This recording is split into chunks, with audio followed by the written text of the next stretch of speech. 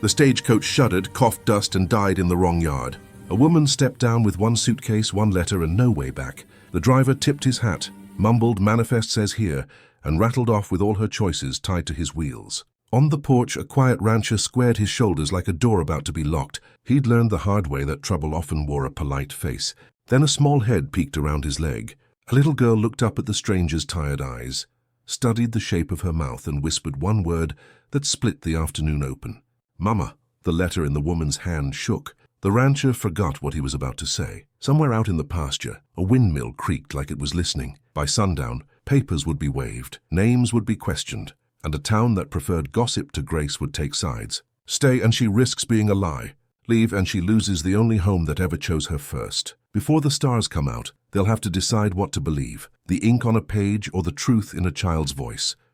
The stagecoach pulled away in a huff of dust and clattering iron, leaving silence in its wake, and a woman standing alone with a single scuffed suitcase and a letter she'd held so long the fold had softened under her thumb. The letter had brought her across 2 territories and a winter's worth of doubts. It told her there was a place where the kitchen warmed early, where the porch faced the dawn, where a man needed a wife and didn't much care if she brought along a past. It had an address. It had a name. And standing here, she had neither. She stared at the porch, at the man framed in its shadow. He had the look of someone who didn't say what he didn't have to. Hat brim low, jaw set, a day's dust on his boots and more on his conscience. The kind of man who could carry a ranch on his back if he had to, because nobody else would. She didn't know him, but she knew grief when she saw it. Grief has a way of tightening the shoulders and teaching a man to count nails and not heartbeats. "Afternoon," the man said. The word wasn't unkind, it just didn't invite trouble. "Afternoon," she answered. Her voice rode steady even though the ground under it felt like the stage floor when the horses first lurch. "Stage left you," he observed. It did. He nodded once, confirming they were both trapped in the same small truth. His eyes flicked to the letter in her hand. She held it tighter. She could have unfolded it, read out the lines that had built a road under her feet, and still both of them would be standing on different maps. "My name is Eliza Hart," she said, "because a person has to plant something in new ground, even if it's just a name. I was told this is Sunrise Creek Ranch." "It isn't," he said.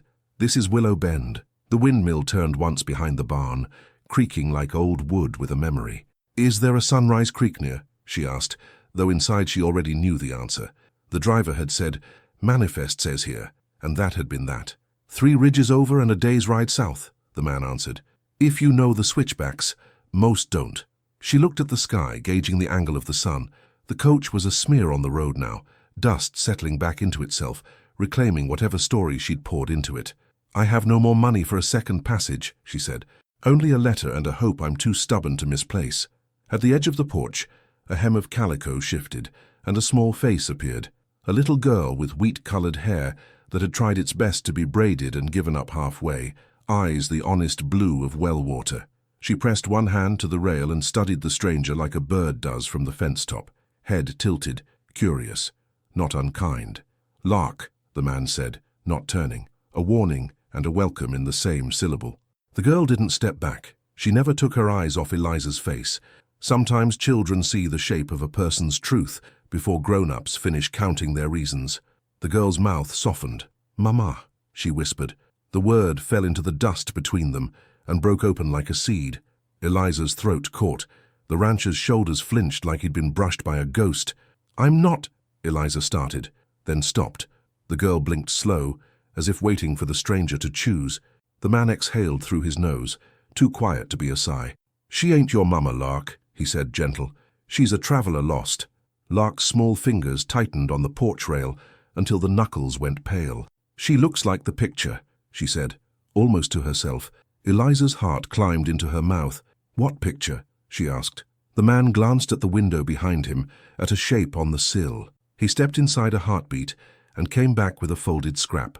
Paper worked soft at the edges like something too often held. He opened it and showed Eliza a charcoal drawing of a woman with steady eyes and a smile that hadn't forgotten how to be kind. "She drew it," he said, chin toward the girl. "Says that's her mama. I told her folks don't come back just 'cause you wish them into a picture." He swallowed. "But I don't argue with prayer out loud." Eliza's chest tightened around a tenderness that didn't belong to her, and a loneliness that did. She looked at the likeness, no more her than a leaf is a tree, but the curve of the mouth, the light at the eyes. It rhymed with her face the way songs sometimes do even when they were written far apart. She had seen her own reflection in still water and shop windows, and the dull shine of a spoon, and never once had she thought it looked like hope to anyone but herself. To be mistaken for a mother by a child who needed one more than breath, she didn't know where to set that. "What's your name?" Eliza asked softly. "Lark," the girl said again, as if the first time hadn't been heard properly. "I'm 7. I help with eggs." "Fine name," Eliza said. "A lark sings from high places so folks down below remember to look up." "My daughter," the man said, as if those 2 words could hold back the whole hungry world. "Name's Cade Merrick," he added, "because fairness has its place, even on porches in the middle of nowhere. This is my land, and my fence, and my say-so, and I say the bunkhouse stays empty tonight. There's stew on the stove, and a roof holds off dark better than a cotton shawl. That's all I'm offering." The words were a braid: rules, mercy, distance. Eliza nodded because pride warms no one at night. "I'll pay with work," she said. "I scrub floors and mend better than most. I can fetch water and mind my tongue. I won't disturb what doesn't belong to me." "That'll do," he said. He stepped down, lifted her suitcase without seeming to decide to, and the way his hand shifted its weight told Eliza he'd carried burdens that didn't have handles too. Inside, the house smelled of wood smoke and rosemary, of something simmered all afternoon by a man who'd learned that if you keep the food plain and warm, grief will sit long enough to eat. The kitchen table bore the polite emptiness of a place set for 2 but used by 1, with a second plate turned upside down to keep the dust off. Lark climbed into a chair and folded her hands like a church service. Eliza set her letter on the table, as if placing something sacred. "Who writes you?" Cade asked, not nosy so much as practical. A man in the country keeps an eye on anything that might alter the day. Eliza slid the letter toward him. "Samuel Reed," she said. "Sunrise Creek. He said he needed a wife who wasn't afraid of calves or old grief. Protestant preferred, but he'd make do with kindness." Cade read without moving his lips, a habit that spoke of a mother who'd taught him in lamplight. He handed it back. "Reed's decent enough," he said. "Lost his brother in the canyon last spring. He'll keep his word if he gave it, but he ain't 3 ridges closer 'cause the coach cracked a wheel somewhere else." Eliza folded the letter and slipped it back into her pocket, its creases fitting her fingers like a worry stone. "I'll ride out at first light," she said, though the words tasted thin, "if I can find a guide." "You won't ride out in the dark, and you won't ride out alone," Cade said. "I'll send a hand to town. Telegraph the line shack or the livery. Tomorrow we'll see what's what." "We?" she asked before she could think better of the word.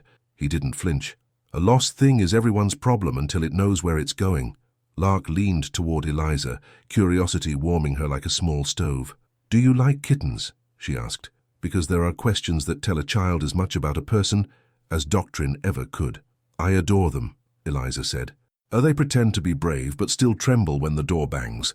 "Just like me," Lark said, satisfied at having found a bridge strong enough to cross.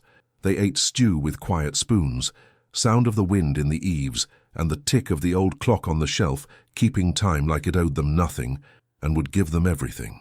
Eliza watched the way Cade cut his bread, the way he refilled Lark's bowl before his own, the way his hands stilled sometimes mid-air like he'd remembered to be gentle in a world that rewarded the opposite. A man's habits will tell you how he's survived. After supper, Eliza washed dishes while Lark talked at the speed of trust traveling downhill. "I keep the eggs from cracking if I don't run," she said. "And I can whistle like a meadowlark if I purse like this." She whistled something small and proud that pulled a smile from Cade, like a fish from dark water. "Bed," he said, soft authority. "Say good night first." Lark slid off her chair, came around the table, and without asking wrapped her arms around Eliza's waist. Eliza froze for half a heartbeat, then bent, arms answering. The child smelled of soap and hay, and the bright, indefinable thing that lives in the crown of a child's head, that makes tired people remember why they started. Lark's cheek pressed to Eliza's apron. "Good night, Mama," she mumbled, sleepy with certainty. "Lark," Cade said, warning laid over tenderness. "I'm practicing," Lark said, not opening her eyes. Eliza swallowed. "Good night, Lark," she said, "because there are truths you don't contradict in the last light of day." When the small room's door clicked shut and the house settled into its deeper breathing, Cade stood at the sink, hands braced on either side as if holding the night in place. Eliza dried her hands on a towel she suspected had been too often used to wipe tears when no one was looking. "I can go to the bunkhouse," she said. "I don't need a bed, only a roof." The thought of the little bed in the corner, the quilt folded at its end, the space where a wife should have hung her Sunday dress, she didn't want to trespass on ghosts. "You'll take the spare room," he said. "Door stays open." He paused. "Mine too." The house would hear them both breathe. Accountability at the price of rest. "Mr. Merrick," she said, aware of the tender line he was drawing. "You don't owe me the safety of your lamp." "I owe the land my decency," he said. "It grows meaner if we take from it and don't give back." She nodded and stepped to the small bedroom with its plain bed and the window that faced east, a lace curtain whose pattern had been chosen by someone who didn't live here anymore. She set the suitcase on the floor, fingers lingering at the brass latches. She did not open it. Not yet. The past inside would make the room smaller. She lay in the dark, listening to the house, the long bones of it creaking as the wind shifted, the soft thump of Cade's step as he checked the back door, the lighter patter of Lark's feet as she got up for water, and then forgot what she was doing and just stood in the doorway listening to grown-ups make the world stay still. Eliza turned on the thin mattress and stared at the ceiling where moonlight made a square of pale that kept shrinking and growing as clouds passed. And because the body remembers before the mind does, her hand went to her collarbone the way it always did, when she needed to feel a pulse to be sure she was still here. Toward midnight, a faint scraping sounded on the kitchen wood. Eliza rose, bare feet silent, and peered out to see a small shape in the archway. Lark, thin nightgown, braids undone, eyes huge. "I had the bad dream," Lark whispered. "The one where the door keeps opening and nobody walks in." Eliza's chest ached with a familiar ache that had no doctor. "Those end quicker if you count the safe things," she said. "1, the kettle on the stove. 2, the clock says we're still in today. 3, your papa can lift a fence rail. 4, the barn cat isn't afraid of thunder. 5, I am here until the sun shows its face." "You'll be gone in the morning," Lark said without accusation, only the even sadness of someone who'd learned not to hold too tight. "In the morning," Eliza said, "because truth and mercy sometimes take turns, but not before." The girl nodded and went back to bed, dragging the blanket like a low tide. Eliza returned to her room. She lay awake until the wind ran out of arguments and the house settled into quiet that wasn't empty. When she did sleep, the dream came. Her mother's face half remembered, and hands that were always busy and always soft when they did stop. In the dream, the porch light burned brighter and never went out. Dawn drew a pale line along the sill. The rooster across the yard tried out a hesitant crow, like a man testing his voice after a long silence. Eliza dressed by habit in the grey light, laced her boots, and opened her door to find a tin mug of coffee already cooling on the table, and Cade pulling on his jacket with a motion that said he'd been up since the idea of morning. "I'll ride as far as the river bend," he said. "Send a line to town from the shack. We'll get someone to Sunrise Creek by week's end." Week. The word hung in the air like an invitation left on a nail. "I can work while I wait," she said quickly. "I won't be idle." "You'll do," he said. "Lark'll show you the eggs." He stepped out into the grey and gold beginning of day. Lark came skipping on bare feet, then skidded to a halt, remembering her manners and the fact that floors can be cold. "Do you know how to carry 2 eggs in one hand?" she asked, priority asserting itself. "I do," Eliza said. "And how to keep a secret until it's ready to be told." "What secret?" Lark asked, eyes bright. Eliza smiled. "The kind that turns into a story when the right people are listening." They walked toward the hen house, morning dew wetting the hems of their skirts. The ranch stretched away in quiet rooms of pasture, fences in need of attention, a barn door hanging a little cockeyed, a windmill turning slow. This was a place that had learned to stand even when the wind changed its mind. Eliza breathed it in until her lungs remembered the measure. Behind them, the porch creaked. Cade's shadow crossed the dirt, long and certain. He paused, looking back at the house as if making sure it still wanted him. Then he swung into the saddle and turned toward the river bend. Eliza lifted the latch on the hen house, and the air inside bloomed warm and feathery. Lark whispered as though in church, "They like you. They can tell when somebody's careful." "So can I," Eliza said.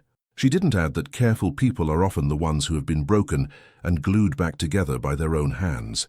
By noon, the kitchen smelled of something baking, and Lark's laughter skittered in and out of rooms like a friendly ghost.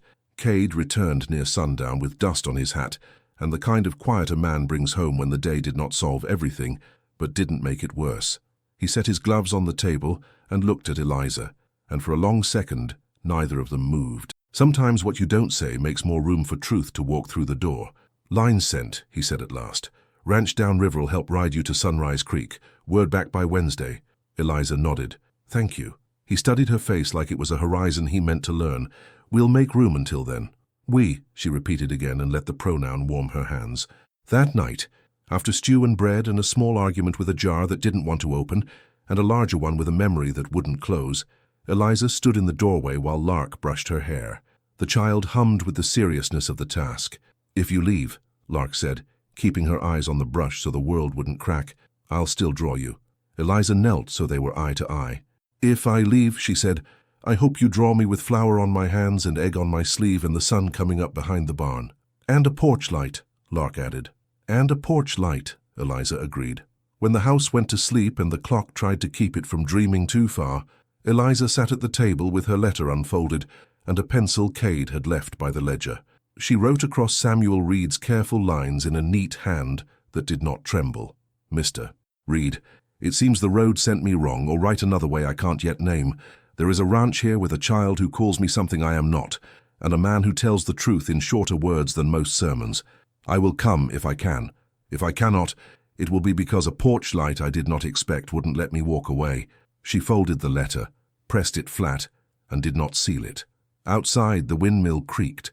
Somewhere in the dark pasture, a calf bawled once and then remembered its mother was near. Eliza set her hand on the table as if to anchor the house. She felt the grain under her palm, scarred, used, and still strong enough to hold bowls and elbows and an unexpected life. She breathed in, breathed out, and for the first time since the coach had left her with no options but the ones she could invent, she felt less lost than found. By Wednesday, the sky had rinsed itself clean, and the windmill turned slow and steady, like a heartbeat rediscovering its job. Eliza had learned the paths between chores the way a person learns a new hymn, awkward at first, then natural enough to hum. She moved through the small rhythms, bread by noon, kindling stacked by the back door, eggs carried in a folded apron that Lark had insisted on tying herself, though the bow sagged sideways like it had opinions. Cade watched without comment, which was its own kind of trust. He didn't waste praise on what the day already owed them, but when something needed fixing, he set the hammer in her palm and let her drive the nail, steadying the board with 2 fingers and not a word. Eliza had met men who preferred women to turn small and quiet, like coins lost under a rug. Cade was not one. He made space without announcing it. The morning the telegraph arrived, they were in the yard, Eliza hanging sheets with clothespins that looked like wooden fish, and Lark turning in circles to make the skirt of her dress fan out. Cade rode in from the bend with dust on his hat and a wire folded small in his pocket. He dismounted and handed the paper across without ceremony.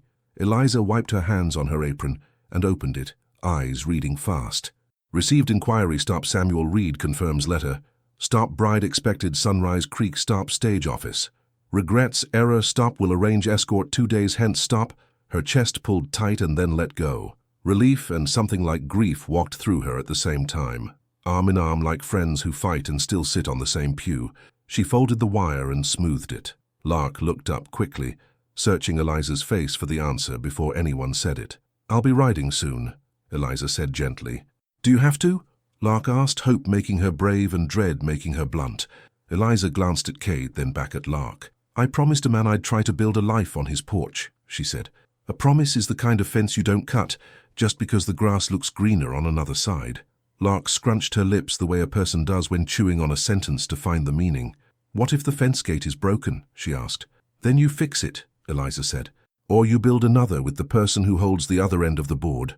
Cade listened, the line of his mouth easing a little. He touched the brim of his hat like the motion had comfort in it. 2 days, he said. "Plenty to do between now and then."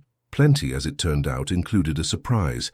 After noon, Eliza found the house quiet, in the way that means someone is not where they are supposed to be. Lark was not in her corner of the porch with dolls made of corn husks and string. She called once softly, because panic is a loud animal and doesn't deserve to be fed. No answer. She called again. Cade appeared in the kitchen doorway, reading her face before she found her words. "Barn," he said. They walked fast enough to pretend it was an ordinary errand. Inside, the air was sweet with hay and the iron smell of old nails. A soft sound drew them, half mew, half squeak. Lark sat cross-legged in a square of straw, hands cupped around something breathing. "Kittens," she whispered, reverent. Barn Cat finally let them be seen. The little bundle of life fit inside Eliza's 2 hands.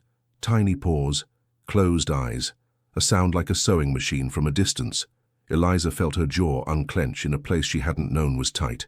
Lark placed the warm, insistent weight into Eliza's palm and watched as if witnessing a sacrament. "You got a gentle touch," Cade said behind her, approval the size of a thimble and just as useful. "Some things," Eliza said softly, "ask us to be the person we're supposed to be." Lark nodded so hard her braids bounced. "That's what I told the eggs," she said. "Be chickens." They laughed, and the barn turned brighter for a second. When the kitten wriggled, Eliza returned it carefully to the nest, and the sleek mother cat eyed them, decided they were harmless, and went back to pretending she didn't care whether the universe spun or not. In the afternoon, Cade brought in the ranch ledger, the heavy book that keeps the kind of score that banks care about, and men pretend they don't. He set it on the table and ran a finger down the columns. Numbers looked neater when the room smelled of bread. He paused and frowned at a page where the ink splotched. "What's wrong?"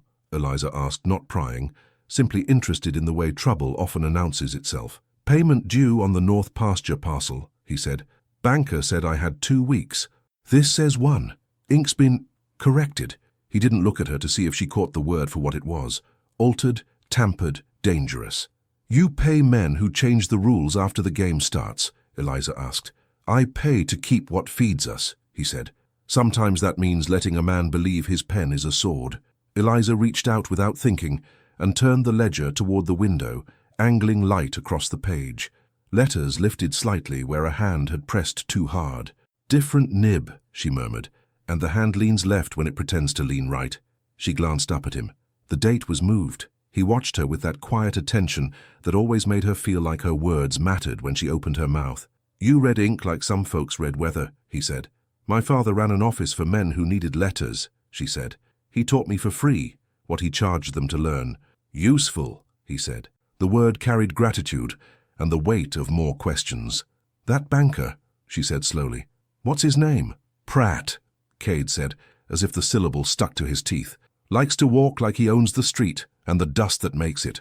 "Every town has one," Eliza said, "and every town learns he keeps his power by borrowing everyone else's courage." She closed the ledger. "Take the book with you when you pay. Make him explain his own ink while the light hits it right." Cade lifted the ledger in one hand and weighed it like a judge does a gavel before he ruins a man's day. "I will," he said. He paused.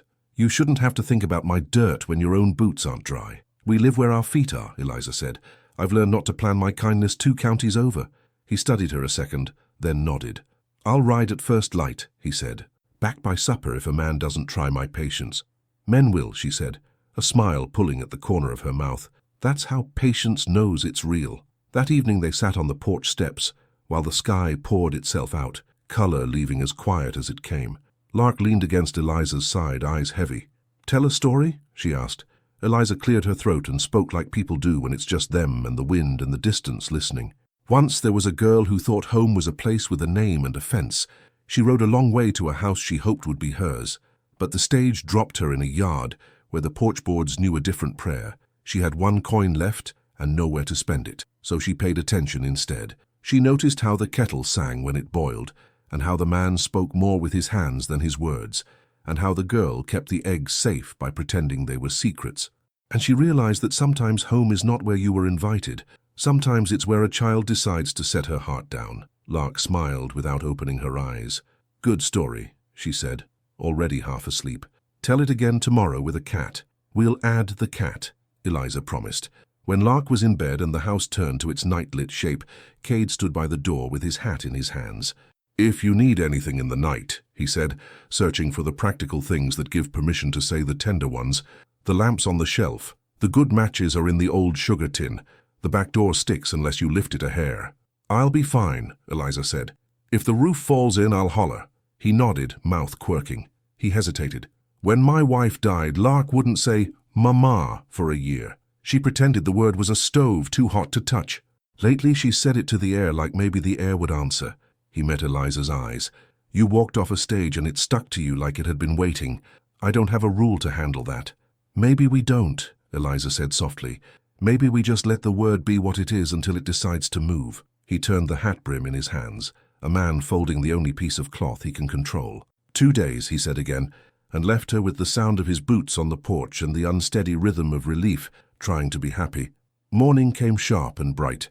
Cade rode to town with the ledger under his arm, and Eliza and Lark did what women do when men go to argue with pens. They kept the day from noticing. They mended a shirt. They skimmed cream. They taught the barn cat, politely, that kittens are not for counting during chores. At noon, Eliza stood on a stool to fetch a jar from the top shelf and found, tucked behind it, a small tin with a faded label. Inside, a ribbon, a button, a gold ring so worn it had almost forgotten its own shine. She held it and felt the sudden weight of memory that didn't belong to her. Lark walked in and saw the ring in Eliza's palm and froze like deer in meadow light. "That's Mama's," she whispered. "Papa keeps it there for safe, so it won't think he's asking the wrong person to wear it." Eliza set the ring back in the tin as gently as she would return a borrowed prayer. "Then we'll keep it safe," she said. Cade returned near dusk with a dust line on his jaw and a satisfaction he didn't bother to hide. He set the ledger on the table and tapped the page with 2 fingers, a small drumbeat of victory. "Paid on time," he said, with his own ink to prove the due date. Pratt tried to swallow his tongue when I held the book up to the light. "Did he choke?" Eliza asked, perfectly serious. "Almost," Cade said. "Might have saved the town a sermon." They ate and laughed and let the day do its good work. After supper, a knock came that wasn't neighborly, the kind of knock that tries the door's courage before a hand ever turns the handle. Cade opened it to find 2 men he did not invite. Pratt, smirking like a boy who thought breaking rules made him tall, and a deputy whose badge shone like money. "Evening, Merrick," Pratt said, stepping forward without the courtesy of waiting to be asked. "Got a concern needs airing." "You got a mouth," Cade said. "Air it outside." Pratt's smile thinned. "Word is, you harbor a woman with papers to be questioned. Mail-order bride gone astray. Belongs at Sunrise Creek, not confusing little girls and stirring up pity where it ain't owed." Cade's hand didn't move, but the room knew it could. Belong is a strong word for a man who borrows dates on ledgers. Pratt kept smiling, which is what snakes do with faces. "Might be her letters ain't in order," he said, eyes sliding to Eliza like oil looks for a puddle. "Wouldn't want a fraud under your roof." "Folks talk." Eliza stood straight and let the fear walk through her body without unpacking. "My letters are in order," she said calmly, "and my conscience too." Pratt shrugged. "We'll see what the judge says. Bring your papers to town tomorrow. Sunrise Creek's man will be there to claim what's his, or we can do it the harder way." Cade's jaw shifted. "We'll be there," he said, voice flat as a new board. He shut the door slow enough to be polite, and fast enough to be honest. When the latch clicked, the house stood very still, listening to its own walls. Lark's small face hovered in the bedroom doorway, eyes wider than they should have to be. "They're not taking you," she said, trying to jump the fear before it landed. Eliza crossed the room and knelt so they were the same height and the world couldn't lean. "We don't get taken," she said softly. "We go or we stay. And if we go with our heads up." Cade set both hands on the table as if the wood needed steadying. "Tomorrow," he said, "we bring your letter, we bring our ledger, we bring the truth. And if a man tries to measure you with a rule that doesn't fit, he can argue with the part of me that forgot how to be afraid." Eliza nodded. "Then we sleep," she said, "because morning won't wait for us to finish being scared." That night the wind shifted and carried town smell, coal, voices, the sour bite of liquor spilled on boards, from far away. Eliza lay awake listening to the house-stand guard. In the other room, Lark breathed steady. On the porch, Cade's chair creaked once, then settled. The ring in the tin dreamed its old dream and did not wake. At dawn, Eliza put on her plainest dress and her steadiest face. She set the letter in her pocket and the truth in her chest. Cade saddled the horses. Lark tied a ribbon that thought it was brave. They stood at the edge of the yard, looking at the road that led to a room where men believed their voices made things true. Eliza lifted her chin. "If the judge asks who I am," she said, "I'll tell him. I'm the woman the stage set in the wrong yard and the right story." "Good," Cade said. He touched 2 fingers to his hat brim like an oath. "Let's go tell them." Town looked like it always did when Trouble planned to wear a suit.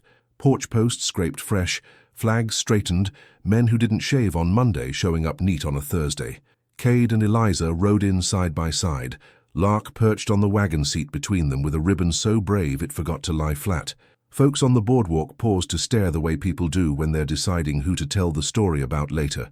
Judge Albright held court in the meeting hall that used to be a church before the roof started to leak, and the preacher ran off with the piano. He wore his spectacles low and his patience lower. The room held the usual collection of chairs that don't match and people who do if you squint. Pratt stood to one side, with his hand warming his badgeless chest, like he wished he had a reason to thump it. Beside him a man Eliza had never seen before. Clean collar, clean nails, clean conscience unproven, who introduced himself as Albert Clayton, foreman at Sunrise Creek, appointed to fetch Mr. Reed's bride. "Mr. Merrick," the judge said, pinching the bridge of his nose as if the day was already longer than it needed to be. "You brought the woman in question, and the letter that started this mess." "I brought the woman," Cade said, equally tired of the way words tried to turn people into property. "And Eliza brought her letter signed proper." Eliza stepped forward before anyone could speak for her. She laid the folded paper on the table with the care reserved for things that can't be dropped and shouldn't be grabbed. The judge read it slow, each word placed in the room as if to see how it behaved when it had to stand on its own feet. "Mr. Reed expects you," he said without looking up. "Sunrise Creek made provision. Stage office admits error. You got set down where you weren't meant to be." Eliza nodded. "Yes, Your Honor." "Any harm done in your landing where you didn't belong?" he asked, still not looking. The question sounded casual. The edges weren't. Eliza glanced at Cade, at Lark's small hands gripping the edge of the table, at Pratt's mouth waiting like a trap. "Only the kind that comes from people thinking a porch is a promise and a word is a deed," she said. "The child called me something sweet before I earned it. I tried not to make a meal of that."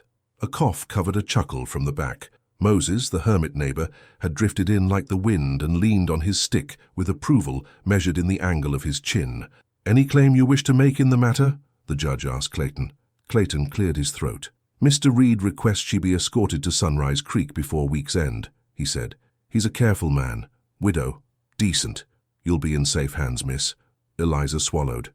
"I don't mind careful," she said. "I mind being treated like a sack. I'll ride if I choose, not because a man holds a paper." Clayton blinked. "No one means to—" "Men mean all sorts of things they don't notice," Cade said, voice mild with the kind of steel folks don't see until it's too late to argue with. "We say what we mean in this room." The judge looked over his spectacles at Cade, then at Eliza, then at the child who had not moved except to edge nearer the woman like a plant toward a window. "Where's the quarrel, then?" he asked, tired of folks dragging feelings in front of law. Pratt smiled like a snake does the second before it moves. "Quarrel is she's confusing the girl, Your Honor, letting a child say, 'Mama' to a stranger, when the man promised at Sunrise Creek stands waiting." "Not right." The room frowned at Pratt like he'd tracked manure on the parlor rug. The judge tilted his head. "Pratt, if I start policing the words children use when they need something, I'll have to hire a militia." Pratt held his line. "It ain't the word. It's the intention. She's here when she shouldn't be. She's here because my driver set her down wrong." Moses grunted, saving the room from having to watch anyone defend Pratt's sense of order. "And she's done better with the mistake than most men do with a plan." The judge rapped the table once to remind the room whose gavel this was supposed to be. "Miss Hart," he said, finally saying her name like it belonged to her. "What do you want?" The air went thin. Everyone sucked on their own versions of it. Eliza's mouth felt dry as overbaked bread and twice as crumbly, but her voice came steady. "I want to be treated like a person," she said, "not a parcel. I want to see Sunrise Creek with my own eyes, and meet Mr. Reed with my own sense. If it's right, I'll stay. If it ain't, I won't. And while I decide, I want the right to sleep under a porch light that isn't mine without having to apologize to a banker about it." The judge's mouth twitched in something close to a smile and far from a joke. "I can recognize jurisdiction when I see it," he said. "None of that breaks any law I keep around here." Pratt opened his mouth to object. The judge lifted a hand and Pratt closed it again, not from respect so much as survival. Clayton nodded, conciliatory. "Fair enough. I'll ride with you tomorrow, Miss Hart, as escort only." "Escort with a light seat and a loose rein?" Eliza said, making the men in the room cough into their fists to hide the grin. "Done," Clayton said, and from the look of him, he meant it. If the moment had ended there, the day would have been simple in the way of rocks, hard but not moving. But trouble knows when to wheel a cart in before the door is closed. A woman in a faded blue dress stepped forward from the back row, nervous in the way a person is when she has been brave in smaller rooms and is trying to measure if there's enough left for a bigger one. "Judge," she said, voice thin but not weak, "if it please the court, I brought something the girl asked me to." She looked at Lark. "You left it at the store last spring, honey." Never had the heart to toss it. She unfolded a paper from between the pages of a catalogue. Lark's charcoal drawing, this one bigger, rougher, the lines of a woman's face almost right, and yet off in the small ways memory insists on. The eyes were steady. The mouth was kind, the hair was wrong. Lark stepped forward like a person walking into the cold river because she knows the water will feel better if she just gets on with it. She took the drawing and held it beside Eliza's face, measuring with the seriousness of a doctor comparing pulses. The room's noise thinned to the sound of a chair shifting and Moses's cane tapping twice. "It isn't her mama," someone whispered from the doorway. "People feel brave when they can be kind cheaply." Lark frowned, small brow furrowed in the exact way Cade's did when a fence post slanted. "It's close," she said, "but only in the parts that don't matter." "What parts matter?" the judge asked gently. "The way her eyes look when I say I'm scared," Lark answered, not taking her gaze off Eliza. "And the way her hands are when she holds eggs." Cade's throat moved.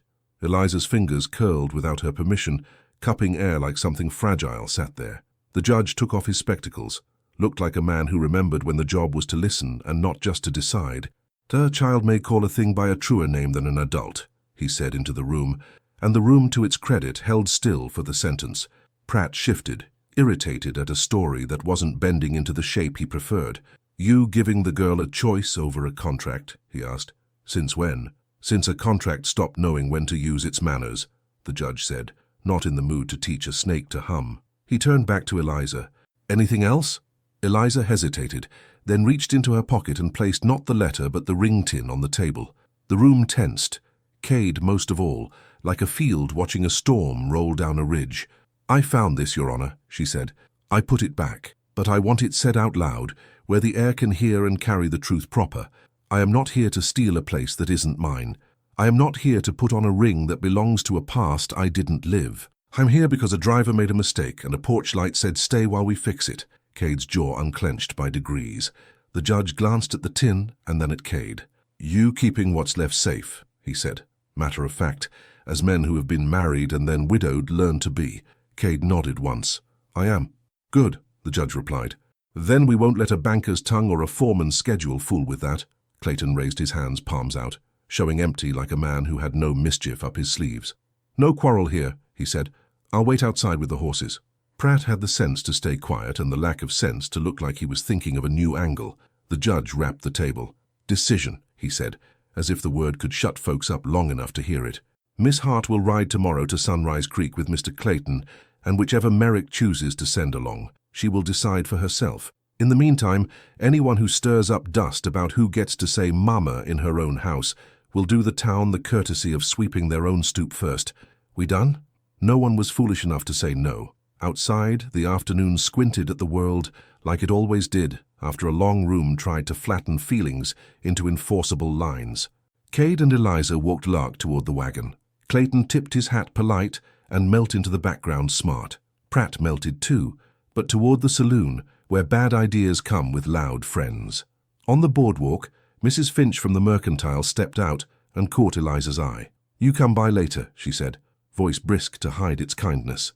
"I've got calico scraps that want to be ribbons, and a jar of preserves that never did learn to mind its shelf." "Thank you," Eliza said, because gratitude puts nails in bridges before storms arrive.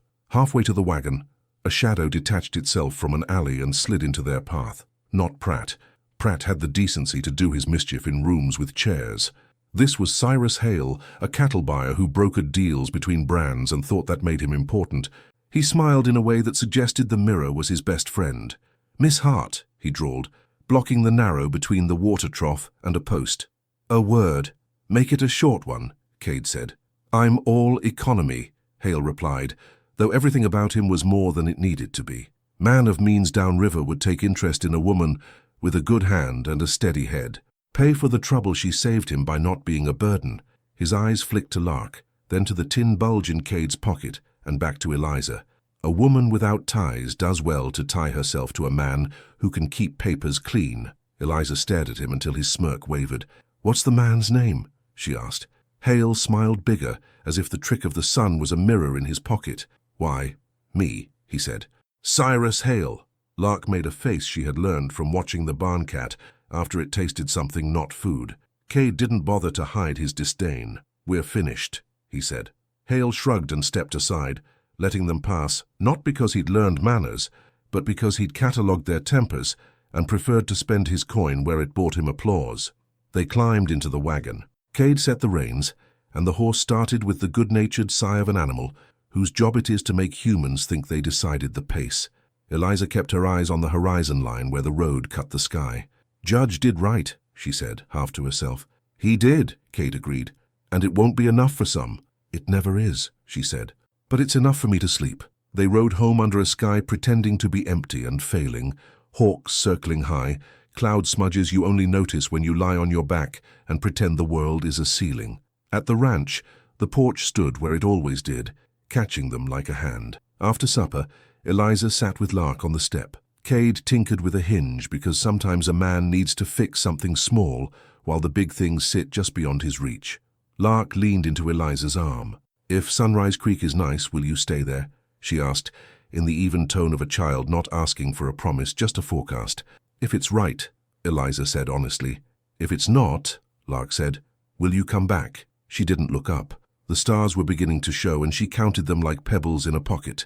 "If it's not, and if Mr. Merrick doesn't mind folks talking, and if the porch light is still on," Eliza said, "I will." Cade's hand stilled on the hinge. He glanced at Eliza. In his eyes was the look of a man who'd found the one sentence he'd been waiting all day to hear, and was trying not to startle it. "Good," Lark said, satisfied. "I'll keep the light lit." "It eats oil," Cade said automatically, which in his language translated to, "I'll make sure you have what you need to keep your hope fed." Later, when Lark was asleep and the house wore its night breathing, Eliza stood in the doorway with Cade, and the cool pressed their shoulders until their bones remembered they were built to lean. She cleared her throat. "May I ask something that's too much?" she said. "If it's too much, I'll find out after you ask," he answered. "Why did you keep the ring?" she asked. "Not the sentimental reason." "The practical one." He rolled the brim of his hat between forefinger and thumb until the felt warmed to the touch. "Because I didn't want to lie to Lark," he said slowly. "If I put it away out of sight, I might start to tell her stories that make it easier to forget. I don't aim to forget, I aim to live. And sometimes those fight." Eliza nodded. "Thank you." He turned his head, studied her profile in the porch light's soft gold. "Why did you come west?" he asked. "You don't have to answer." "Because back east I was someone's duty," she said, "and a duty done without love turns a person into furniture." He let the quiet hold that without putting too much weight on it. "Judge said something today," he murmured, "about children calling things by truer names than adults. I think he was right. Children and windmills," she said. "They both know when to turn. In the morning, she'd ride. In the morning, men with maps would try to tell her where she ought to lay her head. Tonight a porch light burned because a little girl insisted, and a quiet man agreed, and the moths told each other stories about how much warmth it took to keep returning to the same glow." Eliza put her hand on the porch post, feeling the splinters smoothed by years of palms.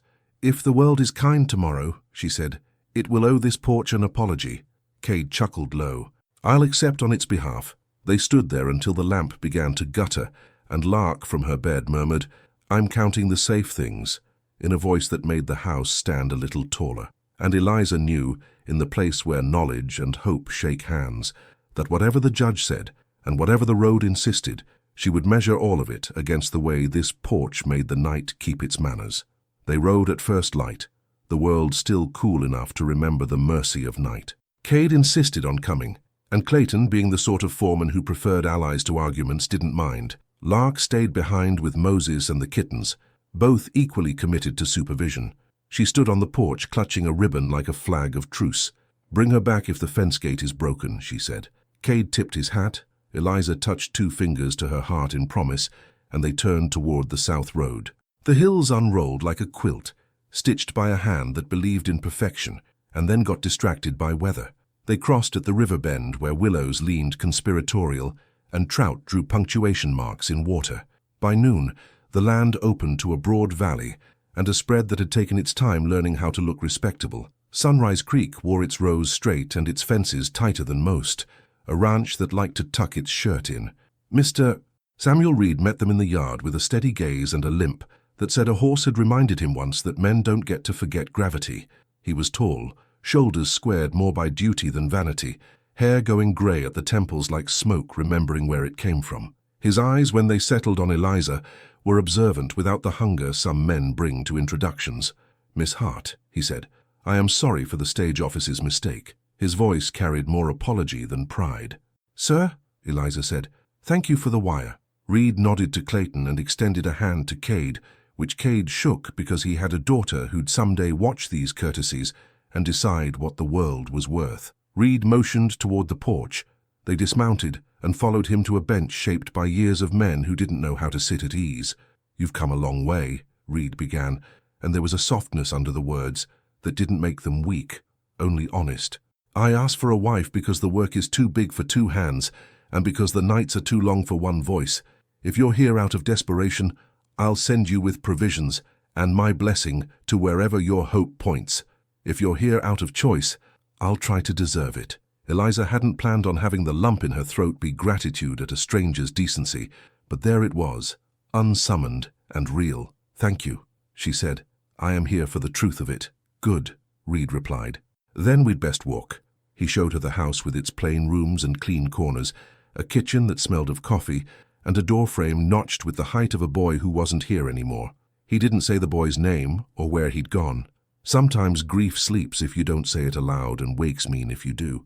He walked her to the corral, where a mare with a thoughtful face lifted her head like she'd been waiting to be introduced.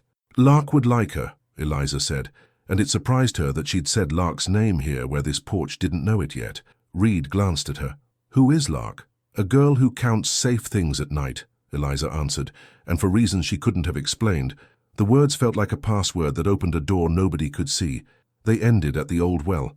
"We keep buckets for stock here still," Reed said, almost apologetic. "But the spring up higher makes better work of it." "This well's near retired." Eliza peered down. The stones were worn smooth by palms and rope. At the lip, the date of the ranch's beginning had been carved by a knife that had since cut bread and whittled toys and picked a splinter from a farmhand's heel. As Reed talked of stock rotation and seasons and the predictable unpredictability of weather, a faint sound rose from somewhere below. A soft tap, like bone on stone, then silence, then two taps. "Do you hear that?" Eliza asked. "Hear what?" Cade said, listening with a face that didn't like being told what to notice. Then he tilted his head and stilled. "Tap, tap. Old wells do that," Clayton said. "Ropes, stones settling, history remembering." Eliza knelt, palm on rock. The tapping came softer now, like a message that had learned manners. "No," she said, half to herself. I can't tell." She looked around and saw nothing but prairie and men, and a question that wouldn't sit still. "Here's been capped 10 years, Reed said. "Curious now, not defensive. You've got a good ear." Eliza's fingers traced the rim. The mortar on one stone had hairline cracks finer than thread. "Might be critter," she said, standing. "Or might be nothing but the kind of sound that makes your mind fetch its own story." Reed nodded. "We fetch whatever we're hungry for," he said. "That's a man's blessing and a curse." They returned to the porch. Reed poured coffee and looked at Eliza the way a farmer looks at weather, like he respects it even if it disobeys him. "I won't hold you with speeches," he said. "I'll say the simple things. I'm not mean. I can be thoughtless when I'm tired. I don't drink. I know the names of the stars I can see and pretend I don't miss the ones I can't. I won't ask you to love a house you don't choose."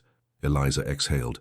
"Choices have weight, but they also have shape, and shapes fit, or they don't." This porch felt like a place she could stand. It did not feel like a place that would hold her hand when the house was too quiet. Cade kept his eyes on the yard as if counting fence posts. Clayton had the good sense to invent an errand and removed himself. "Do you mind if I ask about your boy?" Eliza said gently.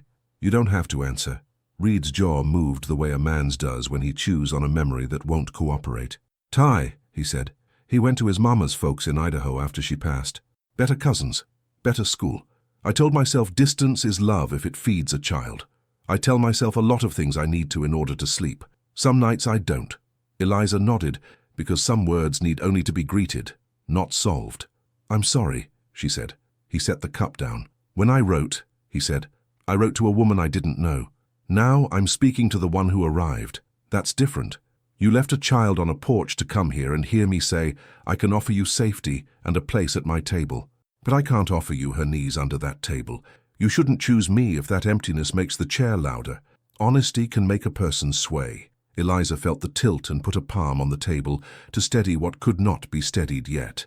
I appreciate you, she said. And your table, and your chair, he half smiled. And my porch light, she smiled back. I respect a light that leaves a person room to see their own way. They walked again in the late light, and the old well tapped twice, like a clock deciding it would run a day longer after all. They left at dusk with Reed's respect packed quiet in Eliza's pocket, the kind of provision that weighs nothing and feeds more than a sack of flour when you get to the hard miles. The ride home tasted of dust and the sweet ache of knowing you had two kinds of good and no permission to stitch them together and call it perfect. I half expected to find you wearing Reed's name already, Cade said finally, not accusing, just speaking into the place where silence had started to think it owned the conversation. I half expected it too, Eliza said. He is a good man. He is, Cade agreed. He didn't say the words that elbowed after the obvious, and it doesn't matter, or and that ain't enough, to make room for the ones that would be truer when they were ready. At the river bend, they let the horses drink. The willows told each other secrets with leaf rustle, and the water said shh like a storyteller when a child interrupts with a better ending. Eliza crouched and trailed her fingers in the current, cool and arrogant in its certainty of always arriving. I used to think a porch light meant a promise, she said. Now I think it means a question. What question? Cade asked. Will you stand here when it's dark? She said. That's all any lamp can ask. He watched her in profile against water and day's last color. I'm standing, he said, and if a sentence can be a vow without wearing Sunday clothes, it was. They crested the last hill, and the ranch unrolled below them, gentler than it had been that morning. Lark's small figure ran down the yard, ribbon flying, Joy unafraid to get dirt on its hems. Is the gate broken? She called, voice bright and braced. Eliza swung down and caught her mid-run, that honest weight carried like a reply. It isn't broken, she said. It just doesn't lead where I thought. Lark nodded with grave understanding. A child should not have to carry, and does anyway. Then our light worked, she said.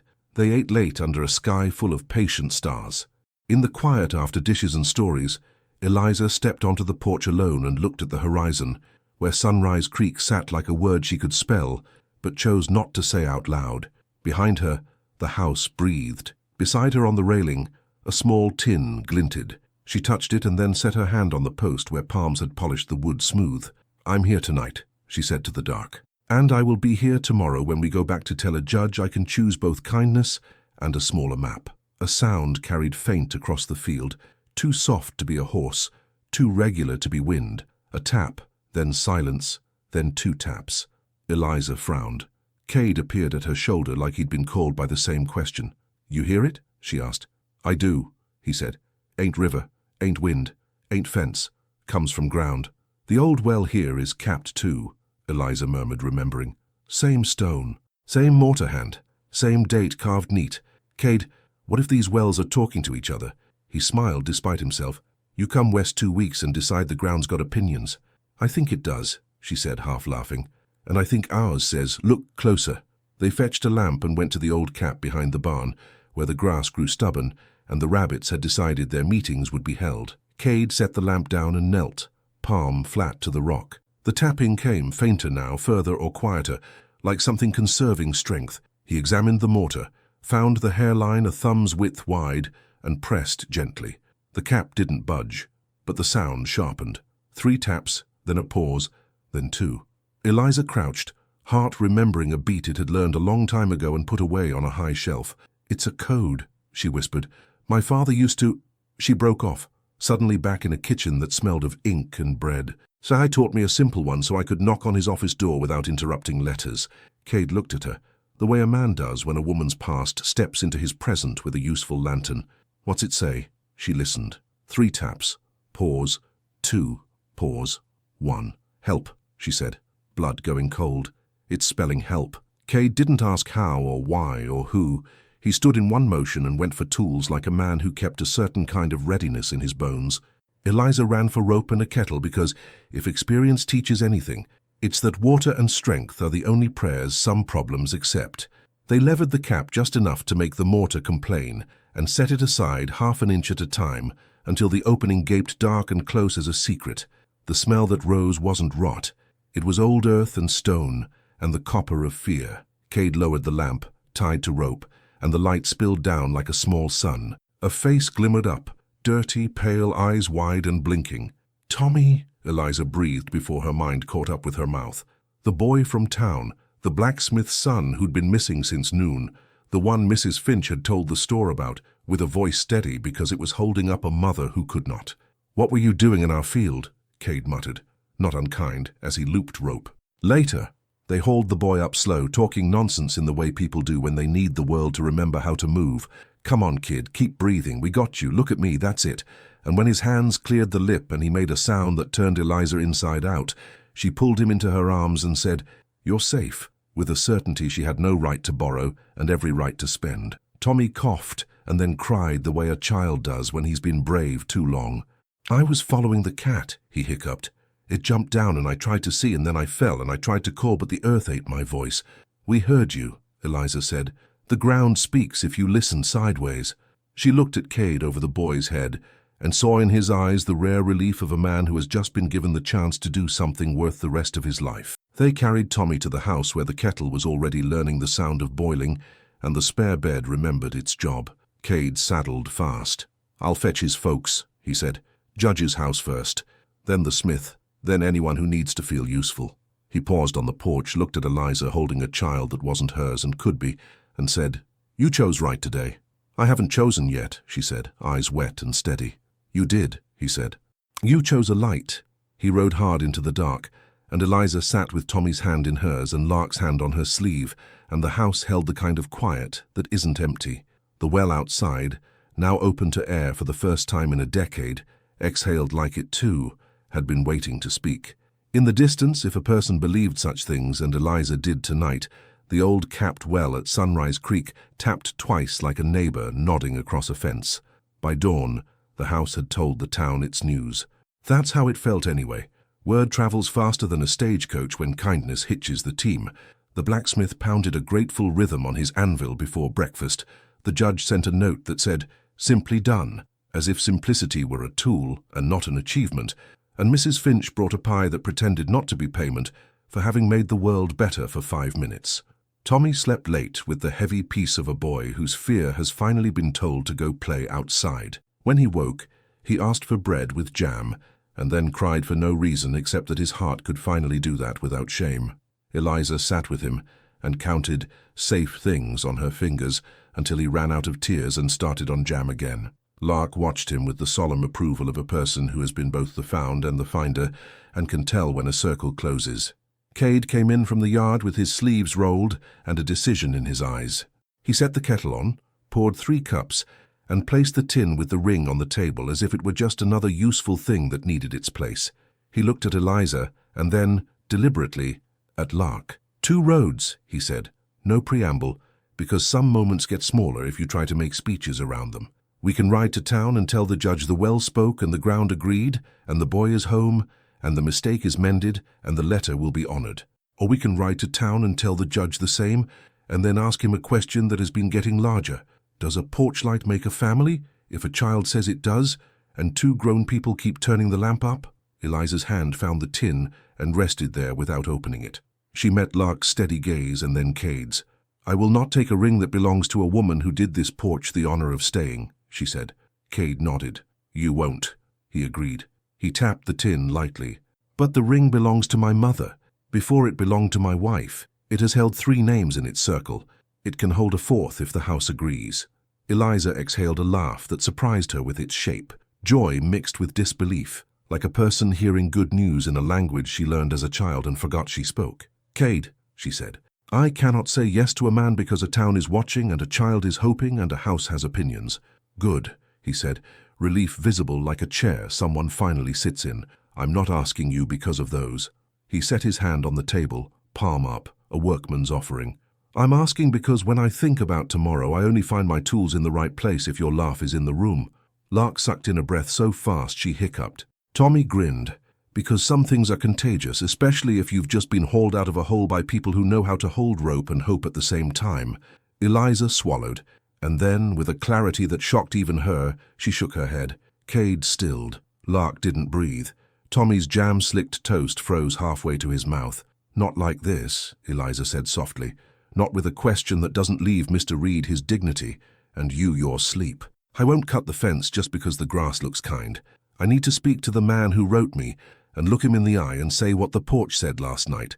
I am here tonight, and I will be here tomorrow, where I choose to be." Cade's mouth softened. He nodded once, and respect rose in the room like heat from a stove. "Then we go," he said, "and we come back. One way or another, we come back." They left Lark with Moses, who took the job as if somebody had handed him the town's only egg and a long staircase. Tommy insisted on being the official guard of the kittens, which the barn cat accepted as the sort of management oversight that wouldn't ruin her day so long as it came with milk. The ride to Sunrise Creek felt different, with no fear in its saddlebags. Reed met them in the yard again, eyes wary only because the world had taught him to be surprised by generosity when it arrived. Eliza asked to walk, and they went to the old well because the ground had been invited to too many important conversations to be left out now. "Mr. Reed?" Eliza began. "Not the letter name, but the man name. You are a good man. You kept your word. You opened your house with the decency of someone who knows the difference between invitation and expectation. I won't take your chair, it isn't mine." He looked down the well as if to practice eye contact with honesty in a place that accepted echoes. "I suspected as much the moment you described a porch light that wasn't mine," he said. "I am not a fool, Miss Hart. The letter I wrote measured need. The woman here measures love. They are close, but not the same." She nodded, grateful for a man who had learned to set words where they would not be tripped over. "I did not lead you on," she said, a statement and a hope. "You led me to myself," Reed said, "which is harder and more useful." He paused. "You have someone?" "I have a porch," she said. "I have a child who decided the word first. I have a man who listens when the ground speaks." Reed smiled. "Small, real, private." "Then I have 2 requests," he said. "The first is that you allow me to send a gift you didn't ask for. The second is that you forgive me for using the wrong tool on the right problem." "You have both," she said. He reached into his pocket and drew out a small leather pouch that had been in a drawer so long it smelled like cedar and delay. He placed it in Eliza's hand and stepped back, not watching her open it because some gifts are given to the air before they land. Inside lay a tiny compass, the brass worn smooth, where a thumb had polished its face. The needle quivered, then settled obediently north. "It was my wife's," Reed said simply. "She liked to wander and promised to come home true. I have kept it because I am selfish in the small ways that don't hurt anyone. Now I will try to be generous in the big way that helps too." Eliza closed her fingers around the weight. "I will return it if you ask." "I won't," he said. "But if you ever get lost and find yourself at my gate, I'll put coffee on and pretend we had an appointment." "Deal," Cade said, because sometimes a man gets to witness a good thing and sign it with a single word. They rode back slower, the horses schooling the day in how not to rush the part where everything changes. At the river bend, Eliza took out the compass and watched the needle tremble and then behave. "North," she said. "Home," Cade answered, and the word didn't choose a map so much as it chose a person. By the time they reached the yard, half the town had found reasons to be in the vicinity. Ranchers always discover broken hinges and urgent fence questions when a story is due to land. Mrs. Finch was happening by with a basket of flour. The judge, who hated parades, had a habit of allowing them to assemble where he could ignore them fairly. Pratt stood back with his face arranged into a shape that looked like he was chewing on friendly. Lark waited on the porch with the ribbon, 2 kittens under her arms, and a face that said she was prepared to be wise or childish, depending on which made the world work faster. Tommy hopped from one foot to the other, not because he was excited, though he was, but because his bruised legs had learned not to stand still in case standing meant falling. Eliza stepped down and Lark ran, and the impact of a child's trust fixed Eliza's spine in place stronger than any brace. Cade stood on the bottom step, hat in hand, the ring tin on the rail a small, bright moon. "Before town sets this day in stone," Eliza said, voice carrying with the kind of ordinary strength that makes a room hold its breath, "I have a letter to rewrite where everyone can hear it." She took the original from her pocket, unfolded it, placed it on the rail and then laid her own paper over it. Words newly written last night, ink dry, heart wet. "To the man who wrote me, I am grateful. To the porch that lit for me, I am loyal. To the child who named me, I am answerable. I choose the house that taught me how to count safe things. She looked up and found Cade's eyes. He didn't move toward her. He held still like a man who knows that sometimes stillness is the kindest touch. "If you ask now," she said to him, and to the porch, and to the windmill and the hens and the judge, and to the grief that had finally learned to sit in the shade and be quiet, "I will answer. And if you wait, I will answer." "The answer will be the same." Cade nodded, an acceptance and a question both. "Then I ask," he said simply, "not for your work, not for your careful, for your laugh in the morning and your stare when I lie to myself, and your hand when a child wakes from a bad dream, and your stubborn when the ground says it needs a fight. Will you be my wife, Eliza?" The porch learned a new creak. That's how it felt. Lark made no sound at all, which was the loudest thing she could have done. The judge pretended his spectacles needed polishing. Pratt looked away, shamed not by romance but by decency accomplishing something he couldn't ruin. Eliza set the compass on the rail like a witness and took up the tin. She opened it and held the ring so the light found the gold that had been waiting. "I will not wear this because your past asks me to," she said. "I will wear it because your future does." She placed the ring in his palm.